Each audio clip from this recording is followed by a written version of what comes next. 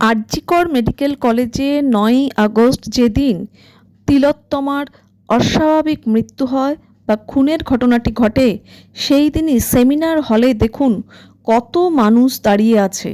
সকালবেলা সেখানে police, civic volunteer সকলকেই দেখতে পাওয়া যাচ্ছে।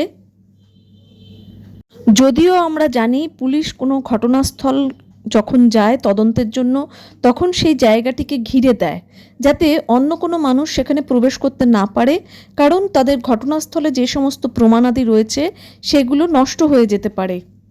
অর্থাৎ কিছু যদি সেখানে পড়ে থাকে সেগুলো মানুষের পায়ে পায়ে চলে যাবে, সেগুলোর পরে আর কোনো অস্তিত্ব খুঁজে পাওয়া যাবে না। এক্ষেত্রে আশ্চর্যজনকভাবে দেখা যাচ্ছে যে পুলিশ নিজেও সেখানে উপস্থিত রয়েছেন, কিন্তু এত মানুষকে সেই ঘটনাস্থলে ঢুকতে দেওয়া হয়েছে। এই ভিডিওটি এদিন অর্থাৎ ২৬শে আগস্ট ভাইরাল হয়েছে।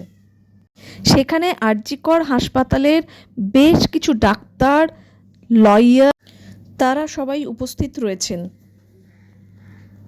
কিন্তু অন্যান্য অপরাধস্থলে পুলিশ যেভাবে তদন্ত করে বা যে সমস্ত পদক্ষেপ নেয় আমরা দেখতে পাই যে গার্ডওয়াল দিয়ে ঘিরে দেওয়া হয়, সেই ব্যবস্থা কেন এখানে নিলেন না সেটা নিয়ে এখনও কিন্তু কোনো তথ্য জানতে পারা যায়নি।